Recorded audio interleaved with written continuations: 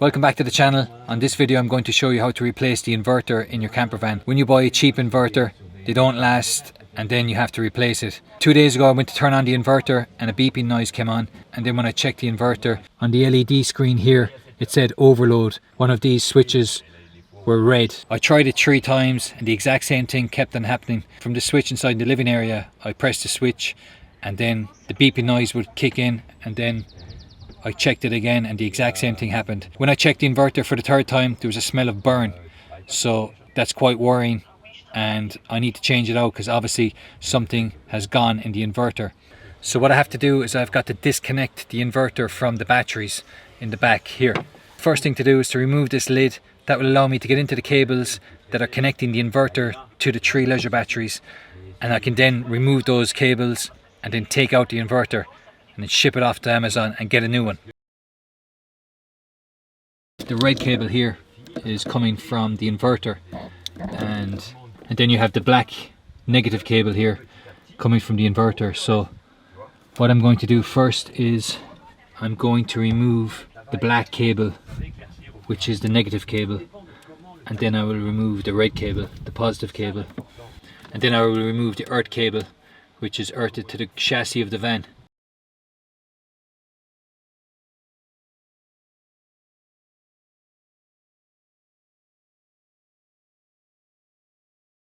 Then put this back on, put the wing nut back on the terminal here.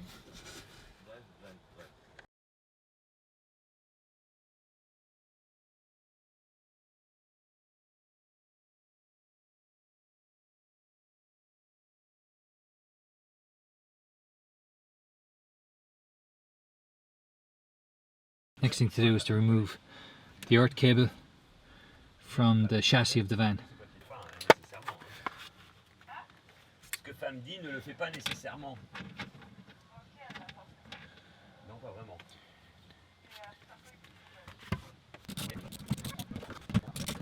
Now that I have all the cables disconnected from the batteries, I'm going to now remove the inverter.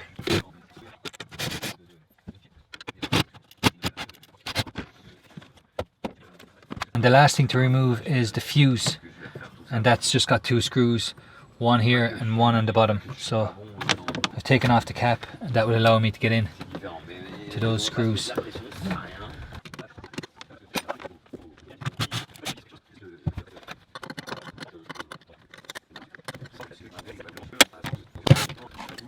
I now have the inverter disconnected from the leisure batteries in the back of the van, and now what I'm going to do is I'm going to send it back to Amazon. So I bought this inverter in 2020 when it malfunctioned a few days ago, and I got the burning smell and it smelled like there was something about to catch fire. Once I smelt that, I turned it off immediately and I haven't used it since. I then contacted Amazon and I told them about the issue with the inverter, and they told me that I'd get a full refund, so I'm going to send it back. A lot of van builders seem to use this inverter up here on the left, so I'm going to go with that one. I bought this inverter in 2020, and when I contacted Amazon they said that I could return it without any issues, and the main reason I was able to return it is because when I started the van build I signed up to Amazon Prime, and I think that's the reason that I'm able to return this over 2 years later. My advice to any van builders out there: if you're going to start a van build, sign up to Amazon Prime. That will mean that anything like this later on down the line, past your 30-day return, you're able to return it. And I was quite surprised that I'm able to return this because it's over 2 years. So I'm really happy, because this inverter cost me £170 and it's quite a lot of money for a heap of crap. I'm hoping that the new inverter that I'm going to buy, it's about €70 more than this inverter, but I'm hoping that because it's a reputable company that it's not going to potentially catch fire. So that's my bit of advice: definitely sign up to Amazon Prime. That way then you're covered if anything malfunctions down the line. Because what happens is, when you're building a van, you might buy something but then you mightn't install it for 6 months. I hadn't used this inverter since I bought it. I only used it about 2 months ago. It worked perfectly fine and I was able to run the fridge off it, no problems. I was able to run the sockets, and I was able to charge my laptop and other stuff using this inverter. Then the second time I turned on the inverter, just 3 days ago, the thing nearly caught fire. So this is going to go back, and then we will install the new inverter. So that's it. We will see you when I install the new inverter.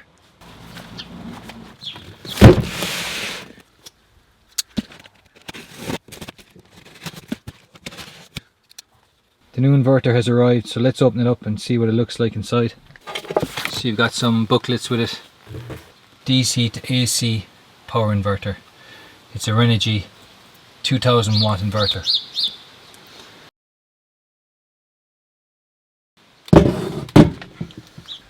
So it's also got a controller, and that will run to the living area of the van, and that's got an on-off switch, so that's handy because when you're not using the inverter you can switch it off, and then when you want to use it you can switch it on.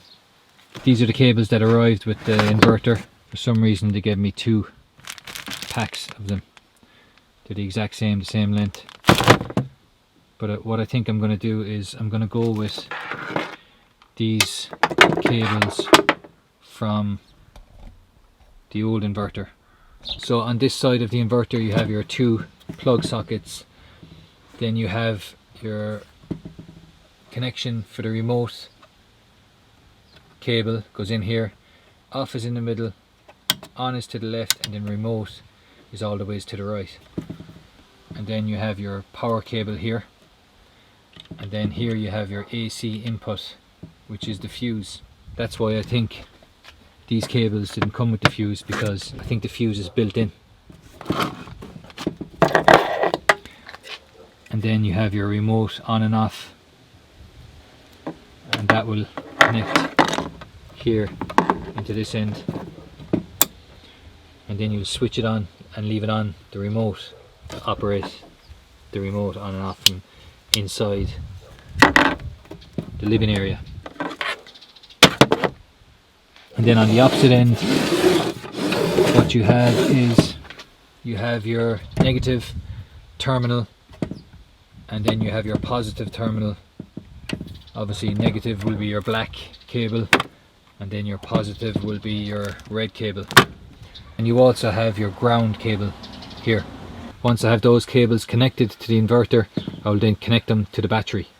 So let's give that a go. A size 14 wrench, and then this is the wrong size screwdriver, but it's going to work.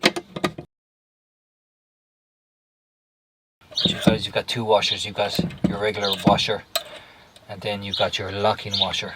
So I'm going to connect that like so.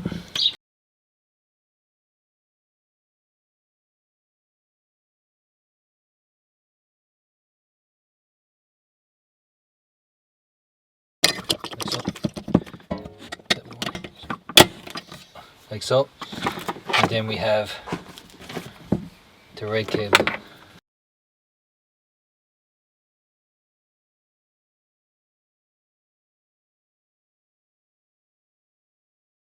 So that's the 2 cables now connected to the inverter. So the last cable to connect is the ground cable onto this part here. So I'll screw that off.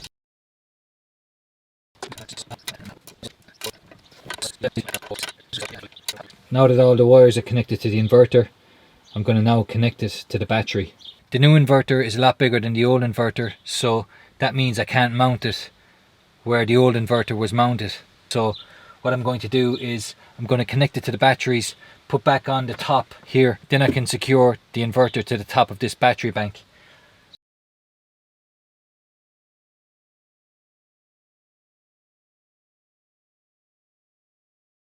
That's the 3 batteries here in the back, and I have the black negative cable running from the inverter, which I just have up on the side because that has to go up onto the top of that.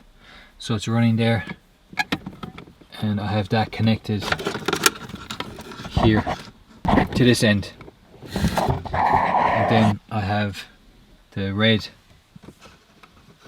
positive cable connected to the opposite end of the batteries, and they have to be like that because that's just the way it is. Opposite end on opposite side. Now what I have to do is, the last thing to hook this up is to ground this to the chassis of the van, and that's there. So I'm going to do that now.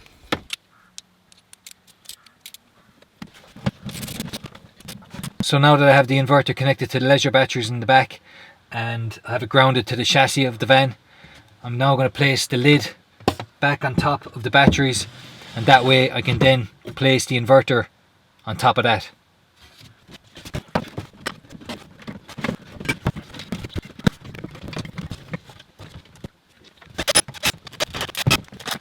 So for some reason it's rocking.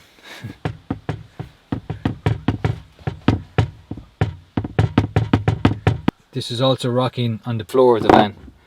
So when I first got it, it's actually the first thing I noticed was it's unsteady for some reason. So what I'm going to have to do is put a packer under here. Anyway, we'll fix it in place, test it, make sure it's working, and then we'll put a packer under the back leg here, just there. So the inverter is now installed and I have it all hooked up. So the next thing to do is to power it on and see if it's actually working. So what I've done is I've plugged in the 240 volt cable. This cable is running to a 2-gang socket just behind the fridge, and that 2-gang socket will power the fridge. I've plugged it in and now it's time to switch it on. The green light is on there, the green LED light, and it's making a slight humming noise. So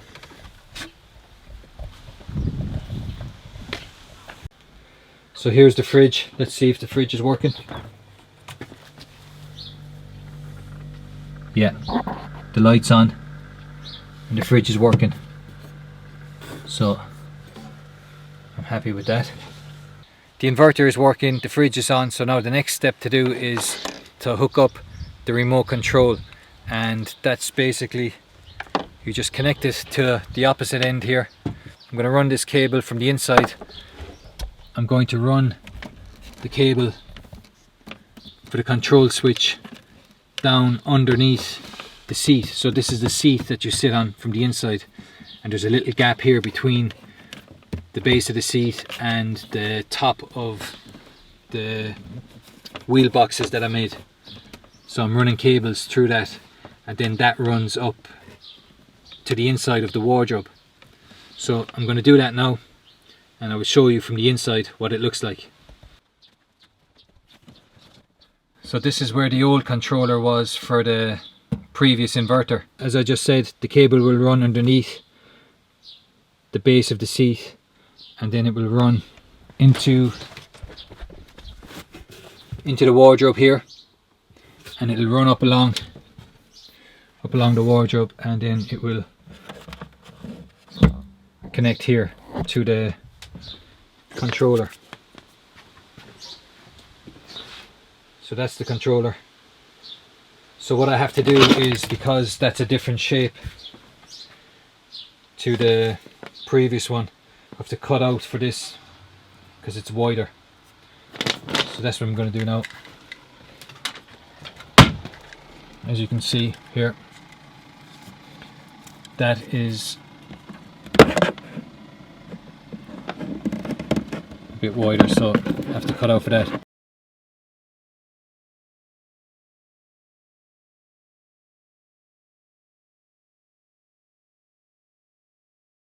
So this is the new Renogy switch installed, the on-off switch, and now I have to run the cable and connect it to the inverter. And as you can see, because I didn't drill a big enough pilot hole, it kind of split on either side. But I can just rub a bit of stain into that and it'll disappear, those little lines here on either side. So I've run the cable from the back of it down there, and it's a bit dark there, so it's just running down through there, and here is the cable here. So then what I'm going to do is I'm going to push it down through here, and that will run under the actual bench. Now let's go to the back and see if the cable's after coming out.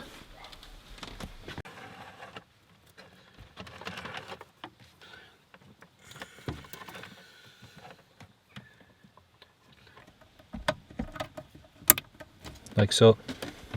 So now that's connected.